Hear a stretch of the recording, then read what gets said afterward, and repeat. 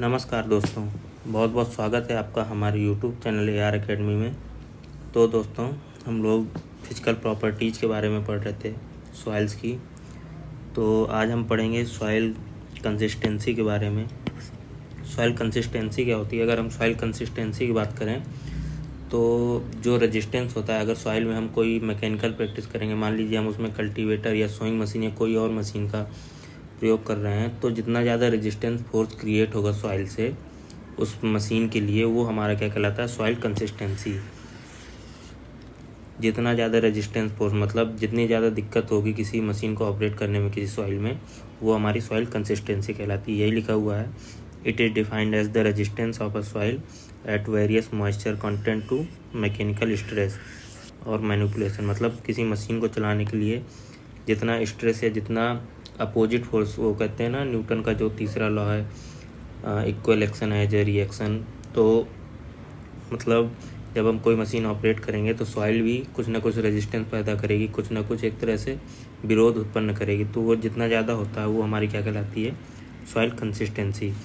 It combines both the cohesive and adhesive forces. जिसमें cohesive और adhesive force दोनों होते हैं।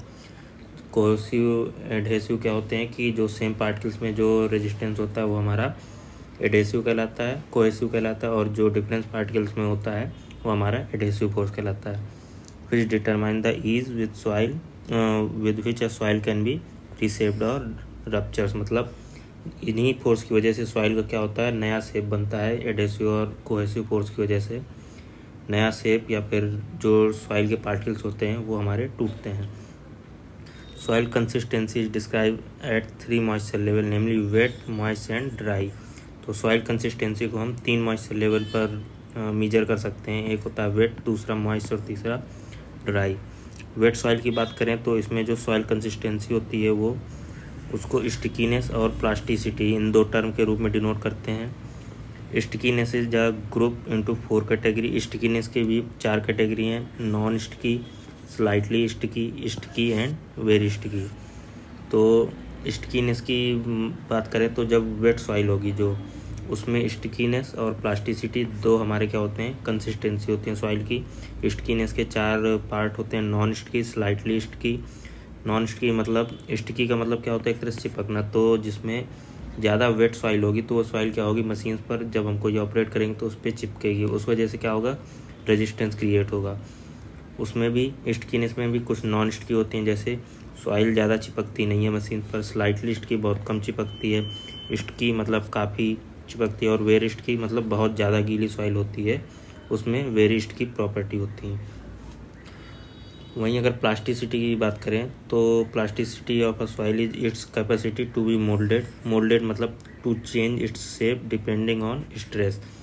तो स्टिकीनेस में क्या होता है कि सॉइल जो है मशीन पर चिपकती है, लेकिन प्लास्टिसिटी में क्या होता है कि सॉइल वेट तो होगी, लेकिन प्लास्टिसिटी में क्या होगा? जब कोई मशीन ऑपरेट करेंगे तो मशीन का कोई ना कोई वेट होगा, भार होगा, तो उस वजह से क्या होता है कि सॉइल का जो शेप है वो हमारा चेंज हो जाता है। जो मशीन का स्ट्रेस है उसकी वजह से, वो हमारा क्या कहलाता है? Plasticity. And to retain the shape even when its stress is remove.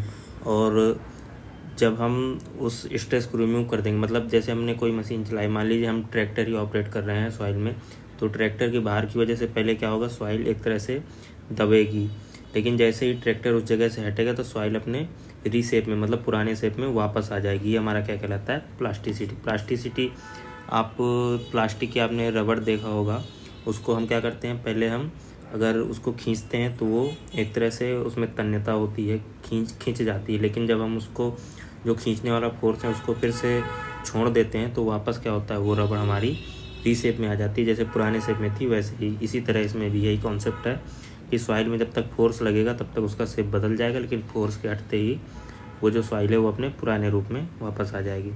वो हमारा क्या कहलाता है? प्लास्टिसिटी। और प्लास्टिसिटी के भी 4 पार्ट हैं, non plastic, slightly plastic, plastic and very plastic. इसके बाद जो दूसरा पार्ट है वो हमारा क्या है? Moist soil.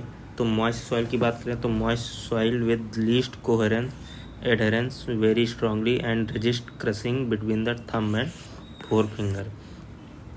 तो इसमें क्या होता है? मॉइस्ट सॉइल में अगर हम, मॉइस्ट सॉइल उसे कहते हैं, इसका एक तरह से पैरामीटर है कि जब हम थंब और 4 फिंगर मतलब उंगलियों और अंगूठे के बीच में अगर किसी सॉइल को लेते हैं तो उसमें अगर हम सॉइल को दबाते हैं तो वो टूटती नहीं है, मतलब हल्की प्लास्टिसिटी हो। प्लास्टिसिटी क्या, उसमें स्टिकीनेस हल्की होता है, स्टिकी, वो चिपकती भी नहीं है लेकिन वो टूटती नहीं है। वो जो सॉइल है वो दब तो जाएगी, इतना मॉइस्ट होता है, लेकिन वो जो है टूटेगी नहीं। वो हमारी क्या कहलाती है, मॉइस्ट सॉइल कहलाती है।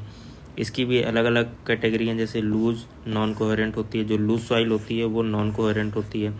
वेरी फ्राइबल होती है, वो कोहेरेंट होती है लेकिन ईजिली क्रश, आसानी से जो है टूट जाती है। फ्राइबल जो है बहुत आसानी से टूट जाती है। फर्म जो है वो मॉडरेट प्रेशर पर ही टूट जाती है, और वेरी फर्म जो है वो स्ट्रॉन्ग प्रेशर में टूटती है, और एक्सट्रीमली फर्म जो है वो कम्प्लीटली रेजिस्टेंट टू क्रशिंग, उसका क्रशिंग नहीं होता है। और ये जो है हमारा किस पर डिपेंड होता है, क्ले और ह्यूमस पर जो है हमारी कंसिस्टेंसी सॉइल की, मॉइस्ट सॉइल की कंसिस्टेंसी जो है वो डिपेंड करती है। इसके बाद जो तीसरा पार्ट है वो हमारा ड्राई सॉइल। तो ड्राई सॉइल की अगर बात करें तो in the absence of moisture the degree of resistance is related to the attraction of the particle for each other. तो ड्राई सॉइल का मतलब क्या है कि इसमें जो है पानी की मात्रा नहीं होगी, सॉइल सूखी हुई होगी। तो इसमें जो रेजिस्टेंस है, जो कंसिस्टेंसी है, वो किस वजह से होगी, जो पार्टिकल्स का आपस में अट्रैक्शन है। पार्टिकल्स में भी तो अपना एक अट्रैक्शन होता है आपस में, तभी तो चिपके हुए होते हैं। कितनी भी ड्राई सॉइल हो लेकिन आपस में फिर भी आपने देखा होगा कि कोई एक, मान लीजिए पत्थर है, मिट्टी का एक बड़ा पार्टिकल है, तो उसमें छोटे छोटे कई सारे पार्टिकल होते हैं, पानी नहीं होता, फिर भी वो आपस में चिपके हुए होते हैं ना, तो वो अपना पार्टिकल्स का अट्रैक्शन होता है। तो इस वजह से इनमें क्या होता है, कंसिस्टेंसी होती है उसमें, लेकिन पानी नहीं होता। इस वजह से जो पार्टिकल्स का अट्रैक्शन है उस वजह से इनमें कंसिस्टेंसी होती है। इनकी भी कैटेगरीज हैं, जैसे लूज सॉइल हो गया, वो नॉन कोहेरेंट होती है। सॉफ्ट सॉइल हो गया, ये स्लाइटली प्रेशर में क्या हो जाती है, टूट जाती है। स्लाइटली हार्ड सॉइल भी होगी, वो क्या है, मॉडरेट प्रेशर पे, जब थोड़ा मॉडरेट प्रेशर लगाएंगे, मॉडरेट फोर्स लगाएंगे तब वो टूटेगी। वहीं अगर हार्ड सॉइल की बात करें, हार्ड ड्राई सॉइल की, तो वो क्या है, उसमें काफ़ी डिफ़िकल्टी होती है जब बहुत ज़्यादा प्रेशर लगाएंगे तब। और वेरी हार्ड सॉइल जो है वो बहुत ज़्यादा रेजिस्टेंस होती है, कितना भी ज़्यादा प्रेशर लगा लें वो बहुत कम ही टूटेगी। एक्सट्रीमली हार्ड क्या होता है, बहुत ही ज़्यादा मतलब लगभग ना टूटने के बराबर ही होती है। एक तरह से हमारा मान लें, पत्थर मान लें, पत्थर को आप देखते होंगे जब बहुत बड़ी मशीनें तोड़ती हैं तब वो टूटती है, ऐसे आप आसानी से उसको नहीं तोड़ सकते हैं। तो ये हमारा हो गया किसके बारे में, आज का सॉइल कंसिस्टेंसी के बारे में। सॉइल कंसिस्टेंसी क्या है, एक बार फिर से आपको समझा देते हैं कि सॉइल में जो भी रेजिस्टेंस क्रिएट होता है मशीन को ऑपरेट करने में, वो हमारे सॉइल कंसिस्टेंसी कहते हैं। और इसी वजह से आपने नाम सुना होगा, एक सॉइल होती है क्या, लाइट सॉइल और हैवी सॉइल। क्या होता है, लाइट सॉइल, दूसरा होता है हैवी सॉइल। इसमें लोग बहुत ही ज़्यादा कंफ्यूज रहते हैं। तो लाइट सॉइल और हैवी सॉइल ये जो है वेट के पर्सपेक्टिव पे नहीं देखा जाता है, वो कंसिस्टेंसी के हिसाब से देखा जाता है। तो लाइट सॉइल वो होती है जिसमें जो है रेजिस्टेंस मींस कंसिस्टेंसी कम होगी, मतलब मशीन को ऑपरेट करेंगे वो आसानी से मशीन उसमें ऑपरेट होगी। जो अपोजिट जो फोर्स है जो सॉइल के द्वारा मशीन पर लगाया जाएगा वो कम होगा, वो हमारी कहलाती है क्या, लाइट सॉइल। जैसे हमारी सैंड सॉइल हो गई, सैंडी सॉइल मतलब एक तरह से बालू होगी, तो उसमें मशीन क्या है, आसानी से ऑपरेट होगी। क्यों, क्योंकि उसमें पार्टिकल्स जो है बड़े बड़े होते हैं और उनमें जो पोर स्पेस बहुत बड़े बड़े होते हैं, तो आसानी से उसमें क्या होगा, मशीन ऑपरेट होगी। लेकिन हैवी सॉइल वहीं क्या होती है, जिनकी कंसिस्टेंसी ज़्यादा होती है। जैसे हमारा क्ले होगा, क्ले में अगर थोड़ा भी पानी होगा तो उसमें क्या होगा, पार्टिकल्स आपस में चिपक जाते हैं और बहुत कम उनमें पोर स्पेस होते हैं, तो उनकी वजह से क्या है, रेजिस्टेंस जो है मशीन को ऑपरेट करने में रेजिस्टेंस जो है बहुत ही ज़्यादा लगता है, वो हमारा क्या कहलाता है, हैवी सॉइल। तो इनमें आपको कंफ्यूज नहीं होना है, क्योंकि अगर देखें सैंड, अगर वेट लेंगे बराबर क्वांटिटी बराबर वैल्यूम, अगर हमने सैंड की ली बराबर वैल्यूम हमने क्ले का लिया, तो इसमें अगर वेट देखेंगे तो सैंड का ज़्यादा होगा। लेकिन यहाँ पर वेट के पर्सपेक्टिव पे कैटेगराइजेशन नहीं किया जाता है लाइट सॉइल और हैवी सॉइल का। ये किसकी वजह से किया जाता है, सॉइल कंसिस्टेंसी की वजह से। जिसकी वजह से सॉइल कंसिस्टेंसी ज़्यादा होगी जिस सॉइल में, वो हमारा हैवी सॉइल कहलाएगा, जो कि क्ले में होगी, जिसमें पोर स्पेस बहुत छोटे छोटे होंगे और कंसिस्टेंसी ज़्यादा होगी।